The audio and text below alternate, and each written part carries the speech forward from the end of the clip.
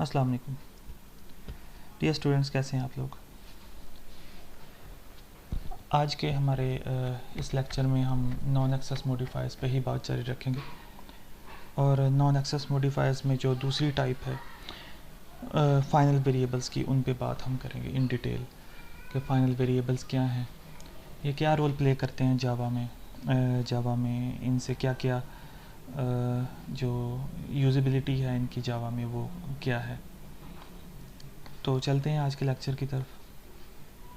आज हम सबसे पहले तो ये देखेंगे कि फाइनल वेरिएबल्स और फाइनल मेथड्स जो हैं वो एक्चुअली हैं क्या जावा में, जावा किस तरह उनको इम्प्लीमेंट करती है। और दूसरा ये कि हम फाइनल वेरिएबल्स, फाइनल मेथड्स, और तीसरी ये कि फाइनल क्लासेस भी हैं। ठीक है, इन तीनों को हम यूज़ कहाँ पे करते हैं, इनका क्या इस्तेमाल है। हर चीज़ का कोई ना कोई इस्तेमाल हो तो ही उसको डेवलप किया जाता है, उसको डिज़ाइन किया जाता है, उसको मैन्युफैक्चर किया जाता है यूज़ के ऊपर बेस करते हुए। तो फाइनल वेरिएबल्स और फाइनल मेथड्स और फाइनल क्लासेस का भी हम आज इस्तेमाल देखेंगे कि उनको कहाँ इस्तेमाल किया जाता है। स्टैटिक वेरिएबल्स का हमने लास्ट लेक्चर में बात की थी, जो कि सबसे पहला नॉन एक्सेस मॉडिफायर जो हमने देखा था वो स्टैटिक वेरिएबल्स थे या स्टैटिक मेथड्स थे। तो स्टैटिक जो है वो स्पेसिफिकली क्लास को बिलोंग कर रहा होता है। जो इंस्टेंस वेरिएबल्स या सादा जो वेरिएबल्स होते हैं, या जिनको डेटा मेंबर्स हम C++ में टर्मिनोलॉजी यूज़ करते हैं, डेटा मेंबर्स कह देते हैं C++ में, या डेटा सादा अल्फाज में कह देते हैं। तो ये 3-4 टर्म्स हैं, इंस्टेंस वेरिएबल्स को ही डिनोट कर रही होती हैं, जबकि डेटा में फाइनल वेरिएबल्स और स्टैटिक जो वेरिएबल्स हैं वो भी आ जाते हैं। तो डेटा मेंबर्स या इंस्टेंस वेरिएबल्स जो हैं वो ऑब्जेक्ट्स को बिलोंग कर रहे होते हैं। वो इंस्टेंस ऑफ द क्लास जो कि ऑब्जेक्ट होता है एक, उसको बिलोंग कर रहे होते हैं। ऑब्जेक्ट्स को यूज़ करते ही हम उनको मैनिपुलेट करते हैं। स्पेसिफिकली जब आउटसाइड द क्लास उनको एक्सेस करना हो, उनको यूज़ करना हो, उनकी वैल्यू अपडेट करनी हो, उनकी वैल्यू गेट करनी हो, तो इंस्टेंस ऑफ द क्लास या ऑब्जेक्ट्स यूज़ होते हैं। लेकिन स्टैटिक जो वेरिएबल्स हैं या मेथड्स हैं, इनके केस में ऐसा नहीं है। एक्सक्यूज़ मी, इनको अगर हमने एक्सेस करना हो या यूज़ करना हो आउटसाइड द क्लास, तो हम क्लास का नाम यूज़ करते हैं। फ़र्ज़ करें क्लास का नाम शेप है, तो हम शेप डॉट, जो स्टैटिक वेरिएबल है या स्टैटिक मेथड है, अगर वो प्राइवेट नहीं है तो उसको एक्सेस कर सकते हैं। अगर वो प्राइवेट है फिर तो वो विद इन द क्लास ही एक्सेस हो सकता है, विद आउटसाइड द क्लास नहीं हो सकता। लेकिन अगर वो नॉन प्राइवेट है, चाहे वो डिफ़ॉल्ट है या पब्लिक या प्रोटेक्टेड है, तो आउटसाइड द क्लास अगर हमने एक्सेस करना है तो हम क्लास का नाम यूज़ करते हैं, डॉट, और आगे उसका नाम आ जाता है मेरी वेरिएबल का या मेथड का। तो फाइनल आज का हमारा टॉपिक है final variables, final class, final methods. चलते हैं जी। A final variable can be explicitly initialized only once. हम इसको एक्सप्लिसिटली जो इनिशियलाइज करना है होता है वो सिर्फ एक दफ़ा ही होता है, जबकि इम्प्लिसिटली इसको इनिशियलाइज किया जा सकता है ऑब्जेक्ट्स में मल्टीपल टाइम्स। वो आप इसकी इम्प्लीमेंटेशन जब करेंगे, इसको आप कोड करेंगे, तो आपको समझ आएगी कि एक्सप्लिसिटली और इम्प्लिसिटली इसको इनिशियलाइज करने का मतलब क्या है। इम्प्लिसिटली जब मैं बात कर रहा हूँ तो फ़र्ज़ करें हमने एक कंस्ट्रक्टर में एक फाइनल वेरिएबल जो है वो इनिशियलाइज़ किया हुआ है, तो जितनी दफ़ा भी हम उस कंस्ट्रक्टर को कॉल करेंगे और वैल्यू उसमें इनिशियलाइज़ होगी फाइनल वेरिएबल में, तो वो एरर नहीं देगा, वो दोबारा असाइन करता रहेगा वैल्यूज़। लेकिन अगर आपने उसको क्लास के स्टार्ट में ही, टॉप पे ही एक फाइनल वेरिएबल को आपने इनिशियलाइज़ कर दिया है किसी वैल्यू से, तो वो एक ही दफ़ा ही इनिशियलाइज़ होगा। जब आप उसको दोबारा कोड में या किसी फंक्शन में या मेन मेथड में जाके दोबारा से इनिशियलाइज़ करेंगे, इवन कंस्ट्रक्टर में भी, तो फिर वो एरर देगा कि आपने फाइनल वेरिएबल पहले इनिशियलाइज़ कर लिया हुआ है। तो आप दो में से एक चॉइस ही रख सकते हैं, या तो आप ऊपर इनिशियलाइज़ कर दें जहाँ पर क्रिएट किया हुआ है फाइनल वेरिएबल, फिर उसके बाद आपको इनिशियलाइज़ करने की ज़रूरत नहीं है, या आप उसको किसी कंस्ट्रक्टर में इनिशियलाइज़ कर दें, जबकि वो नीचे आके जैसे ही कंस्ट्रक्टर कॉल होगा तो आपका जो फाइनल वेरिएबल है वो दोबारा से री इनिशियलाइज़ हो जाएगा, और जितनी दफ़ा भी कॉल हो रहा है आपका कंस्ट्रक्टर क्लास का, वो इनिशियलाइज़ होता रहेगा। So they can be initialized only once. तो आप एक्सप्लिसिटली जो फाइनल वेरिएबल है उसको एक ही दफ़ा ही इनिशलाइज कर सकते हैं। Declaration of a final variable, हम डिक्लेयर कैसे करते हैं एक वेरिएबल को as final variable. The final keyword is use to declare a final variable as final variable. The final keyword is used to declare a variable as final variable. Public, ये example भी है public final string my name is equal to Hasnain Iqbal. My name की चूँकि जो data type है वो string है तो उसमें एक स्ट्रिंग पास की है। तो इसको इनिशलाइज डिक्लेयर कैसे किया, सिर्फ एक सादा जो वेरिएबल है सिंपल इंस्टेंस वेरिएबल, उसके साथ जैसे ही हमने पब्लिक के बाद मतलब नॉन एक्सेस मॉडिफायर के बाद, पब्लिक जो है वो एक्सेस मॉडिफायर है, उसके बाद हमने नॉन एक्सेस मॉडिफायर अटैच किया फाइनल, तो ये एक फाइनल वेरिएबल डिक्लेयर हो गया। तो इसमें कोई ऐसी लंबी चौड़ी चीज़ नहीं है, सिर्फ फाइनल हमने कीवर्ड अटैच किया है।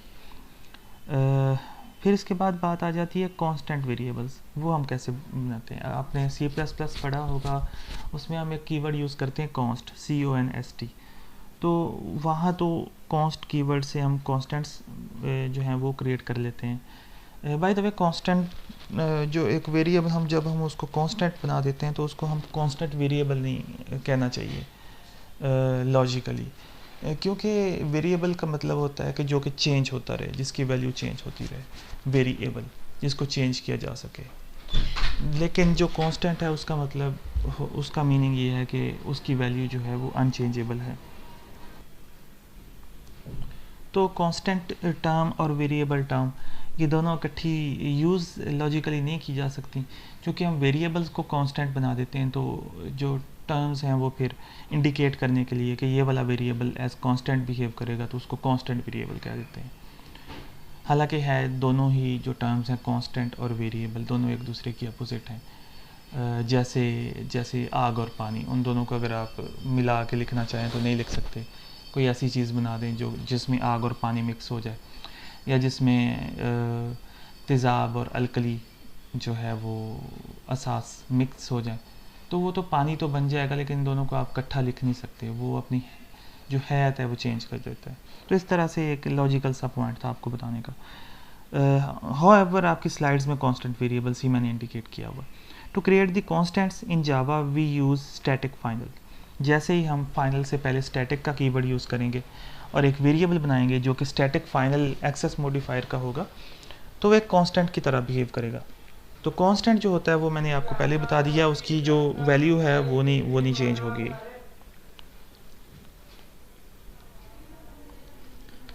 तो कांस्टेंट वेरिएबल्स को क्रिएट किस तरह के जो वेरिएबल्स हैं उनको कांस्टेंट जो है वो डिक्लेयर किया जाए, ये एक क्वेश्चन है। तो जो भी वेरिएबल आपके प्रोग्राम में आप वैल्यू उसकी ना चेंज करना चाह रहे हों, उसकी वैल्यू सेम रहे थ्रू आउट द प्रोग्राम, कहीं भी जाके उसको अपडेट ना किया जा सके, किसी फंक्शन में, किसी कंस्ट्रक्टर में, किसी भी जगह जाके आप उसको अपडेट ना करना चाहें, तो आप उसको ग्लोबली क्लास की टॉप पे ही क्रिएट करते, पहली लाइन, दूसरी लाइन, तीसरी लाइन में उसको डिक्लेयर करें और साथ ही उसको स्टैटिक फाइनल कर दें। एग्जांपल्स जिस तरह से यहाँ पर पाई की एक वैल्यू की मैंने दी हुई है 3.1415926, उसकी वैल्यू होती है। तो पाई को हम एज अ कांस्टेंट यूज़ कर सकते हैं हम प्रोग्राम में, ताकि हमारा जो प्रोग्राम है उसको गलती से पाई को या पाई की वैल्यू को कहीं अपडेट ना कर दें हम एज अ प्रोग्रामर, या कोई और प्रोग्रामर हमारी एप्लीकेशन पे इन फ्यूचर काम करे। जिस तरह के मार्केट में होता है कि एप्लीकेशंस कोई बंदा क्रिएट करता है, डेवलप करता है, फिर वो जॉब छोड़ के कहीं और चला जाता है, तो कोई और प्रोग्रामर और डेवलपर हायर कर लिया जाता है और सॉफ्टवेयर इंजीनियर उसकी जगह आ जाता है। तो बेहतर ये है कि उसकी वैल्यू को कांस्टेंट कर दिया जाए, उस वेरिएबल को ही, ताकि उसकी वैल्यू कोई और प्रोग्रामर या आप गलती से कहीं चेंज ना करें प्रोग्राम में। पाई की वैल्यू कांस्टेंट है। इस तरह रेडियस ऑफ अर्थ एक और एग्जांपल है। लाइट स्पीड ऑफ लाइट अगर कहीं यूज़ करनी हो वो कांस्टेंट की जा सकती है। नेम ऑफ अ पर्सन, चूँकि वो उस पर्सन का नेम तो चेंज नहीं होगा, तो अगर एक वेरिएबल है जो कि सिर्फ एक ही नाम को अपने अंदर स्टोर करना रिक्वायर्ड है कि उसको स्टोर किया जाए, इस तरह मैंने ये ऊपर माई नेम हसनैन इकबाल उसमें स्टोर कर दिया है। तो अगर इसकी वेरिएबल की वैल्यू जो है वो बार बार चेंज होना रिक्वायर्ड नहीं है, तो मैं इसको भी स्टैटिक फाइनल करके कांस्टेंट बना सकता हूँ।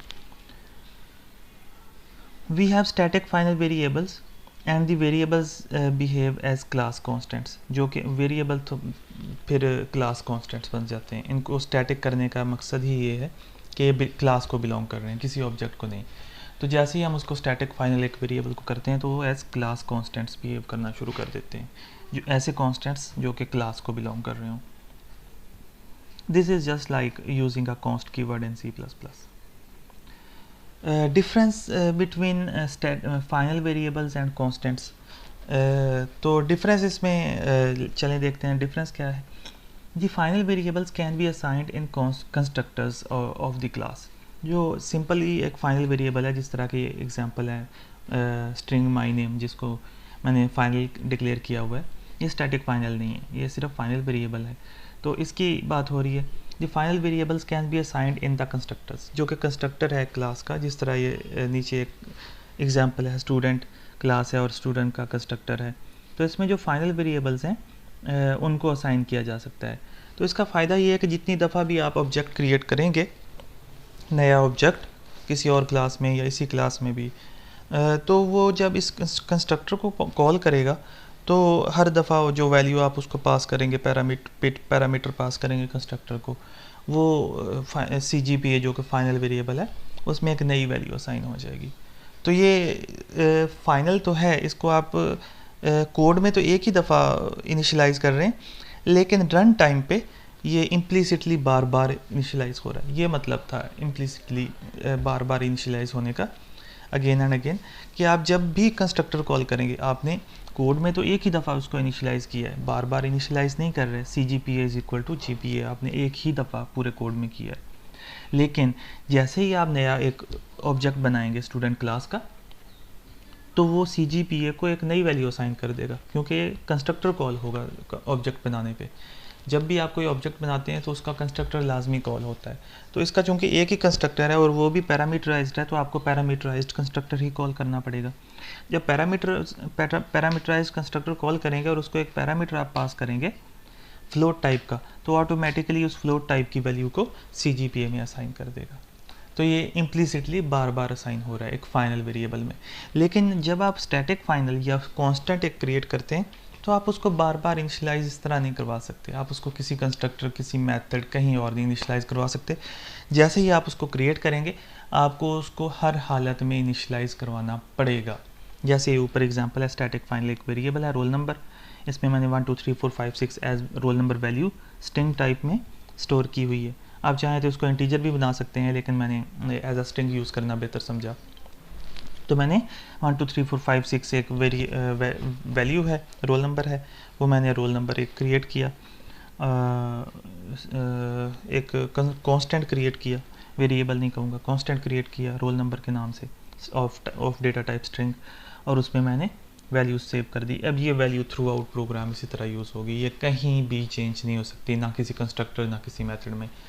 लेकिन जो फाइनल वेरिएबल है वो आप जहाँ क्रिएट करते हैं वहाँ भी इनिशियलाइज करवा सकते हैं, जैसा कि सेल नंबर की एग्जांपल है। इस एग्जांपल में, इस इमेज में सेल नंबर आप जहाँ पे क्रिएट किया है वहीं पे इनिशियलाइज करवा दिया। अब ये वाला भी आगे जाके कहीं इनिशियलाइज नहीं हो सकता, कोड में आपने एक दफ़ा इनिशियलाइज कर दिया। और जो CGPA है वो आपने करवाया तो एक दफ़ा इनिशियलाइज, अगेन रिपीट कर रहा हूँ, लेकिन वो जैसे ही एक नया ऑब्जेक्ट क्रिएट होगा तो CGPA को एक नई वैल्यू असाइन हो जाएगी, जो कि आप ऑब्जेक्ट क्रिएट करते हुए कंस्ट्रक्टर को पास करेंगे। The final variables can be assigned in the constructors of the class, just like instance variables. ये आप instance variables की तरह initialize करवा सकते हैं constructors में। However, the constants, static final variables cannot be assigned there. लेकिन जो constants हैं वो आप constructor में या किसी और method में कहीं या कहीं और initialize नहीं करवा सकते। जहाँ पे आप create कर रहे हैं, आपको हर हालत में वहीं पे initialize करवाना पड़ेगा। We can only be assigned the constants on the line where they are created, जहाँ पे आप क्रिएट करेंगे एक कॉन्स्टेंट को, आपको हर हालत में, हर सिचुएशन में उधर ही उसको इनिशलाइज करना पड़ेगा। तो ये था डिफरेंस एक, कि आप सिंपली, अगर आप सिंपल वर्ड्स में बात करें तो आप इम्प्लिसिटली एक फाइनल वेरिएबल तो इनिशलाइज करवाया जा सकता है बार बार, लेकिन एक्सप्लिसिटली नहीं, जबकि कांस्टेंट जो है वो हम करवा ही एक दफ़ा सकते हैं इनिशलाइज, वो ना इम्प्लिसिटली बार बार इनिशलाइज हो सकता है ना एक्सप्लिसिटली, जबकि एक सिंपल वेरिएबल या स्टैटिक वेरिएबल को आप जितनी दफ़ा मर्जी असाइन कर लें वैल्यूज़, वो उसमें कोई इशू नहीं है। ये फाइनल मेथड्स की बात हो रही है, अब फाइनल वेरिएबल से अब थोड़ा हट के फाइनल मेथड्स पे आ जाते हैं। ये final method can not be over ridden by any सब क्लास। फाइनल मेथड को एक मेथड को फाइनल डिक्लेयर करने का फ़ायदा ये है कि आप उसको किसी सब क्लास में जाके उसको ओवरराइड नहीं कर सकते। किसी भी सिचुएशन में, किसी भी सिनेरियो में आप एक मेथड को ओवरराइड नहीं कर सकते। अगर आपने किसी मेथड को ओवरराइड करना है तो वो नॉन फाइनल डिक्लेयर होना ज़रूरी है। अगर आपने मेथड के साथ फाइनल लगा दिया उसके नाम से पहले, उसकी रिटर्न टाइप से पहले, तो वो नॉन ओवर रिडन हो जाएगा, उसको आप ओवरराइड नहीं कर सकते। So the final modifier prevents a method from being modified इन सब क्लास। जो फाइनल मॉडिफायर है वो रोकता है, रिस्ट्रिक्ट करता है एक मेथड को एक सब क्लास में जाके मॉडिफाई होने से। How to access the final variables from outside the class. जो फाइनल वेरिएबल्स हैं उनको आउटसाइड द क्लास एक्सेस किस तरह किया जा सकता है।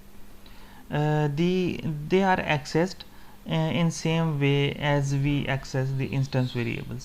जैसे हम इंस्टेंस वेरिएबल्स को एक्सेस करते हैं आउटसाइड द क्लास, वैसे ही हम फाइनल जो वेरिएबल्स हैं उनको भी एक्सेस करते हैं outside the class by using objects of the class. Objects जिस तरह यूज़ करके हम यूज़ करते हैं, बिल्कुल सेम तरीका है, कोई डिफरेंस नहीं है। जैसे हम इंस्टेंस वेरिएबल्स को ऑब्जेक्ट क्रिएट करते एक्सेस करते हैं, वैसे ही हम फाइनल वेरिएबल्स को भी ऑब्जेक्ट्स क्रिएट करके उस क्लास का ऑब्जेक्ट क्रिएट करके एक्सेस करते हैं। ये एक एग्जांपल है। यहाँ पर जो एक फाइनल मेथड है वो क्रिएट किया हुआ है एक क्लास का, प्रिंट डिटेल्स नाम का, स्टूडेंट क्लास में ही। जो स्टूडेंट क्लास मैंने यहाँ पे दिखाई है लास्ट स्लाइड में, इसी में नीचे एक मेथड क्रिएट किया हुआ है जिसका नाम प्रिंट डिटेल्स है, और वो स्टूडेंट की डिटेल्स ही प्रिंट करवाती है। तो इसमें रोल नंबर सबसे पहले प्रिंट हो रहा है स्टूडेंट का, फिर सेल नंबर, फिर CGPA। और ये कैसे एक्सेस हो रहा है आउटसाइड द क्लास। ये पहले ऑब्जेक्ट बनता है स्टूडेंट S, जिसको हमने वैल्यू जो है वो 3.0 असाइन की है। ये 3.0 जब कॉल होगा उसका कंस्ट्रक्टर स्टूडेंट का, तो ये CGPA को असाइन हो जाएगी। फिर हमने यहाँ पर इसका system.out.println करके पहले जो स्टूडेंट क्लास का एक फाइनल वेरिएबल है सेल नंबर जो कि सिंपली फाइनल वेरिएबल है, उसको हमने कॉल किया, और उसके बाद फिर हमने जो फाइनल मेथड है ये प्रिंट डिटेल्स, इसको कॉल किया। तो दोनों ही एग्जांपल्स यहाँ पे आ गई इस स्लाइड पे। फाइनल वेरिएबल को और फाइनल मेथड को कैसे एक्सेस किया जाता है। ऑब्जेक्ट क्रिएट किया जाता है उस क्लास का, और s डॉट ऑब्जेक्ट जो है ऑब्जेक्ट डॉट सेल नंबर जो कि फाइनल वेरिएबल है, और ऑब्जेक्ट डॉट प्रिंट डिटेल्स जो कि फाइनल मेथड है। तो ये तरीकाकार था इसको एक्सेस करने का।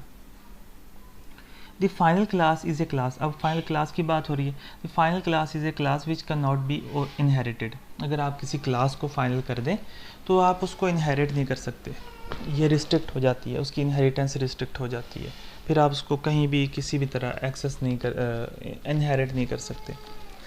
सो if we want to make a class as non inheritable, अगर हमने किसी क्लास को इनहेरिट करना है सब क्लासेस को यूज़ करते हुए, we will declare it as final, तो हमने उसको फाइनल डिक्लेयर करना लाजमी हो जाएगा। However if final class can inherit from other non final classes, एक फाइनल क्लास जो है वो, पहले ये बात हो रही थी कि एक फाइनल क्लास इनहेरिट नहीं की जा सकती, उसको इनहेरिट नहीं किया जा सकता, लेकिन वो ख़ुद इनहेरिट कर सकती है दूसरी क्लासेस से। वो अपनी आप की इनहेरिटेंस तो रोक रही है, लेकिन वो दूसरी क्लासेस से स्टिल इनहेरिट कर सकती है चीज़ें, फीचर्स।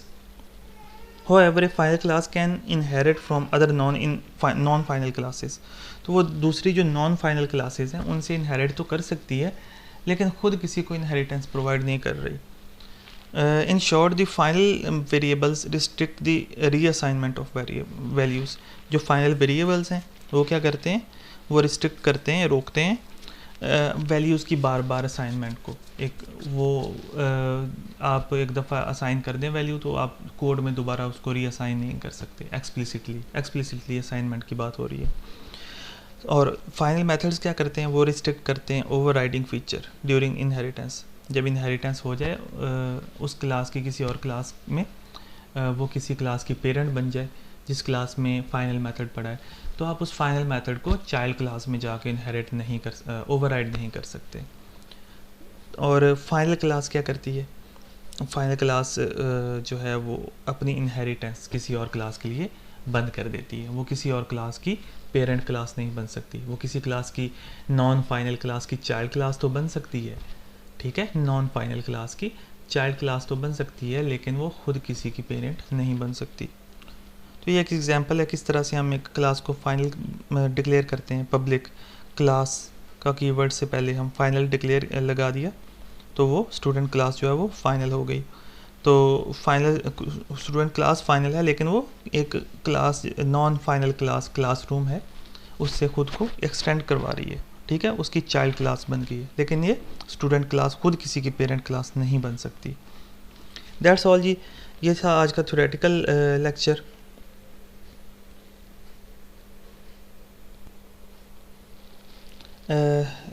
आज इतना काफ़ी है आप लोगों के लिए. फाइनल का जो प्रैक्टिकल वर्क है वो इंशाल्लाह नेक्स्ट लेक्चर में करेंगे. अंटिल नेक्स्ट टाइम, अल्लाह हाफिज़.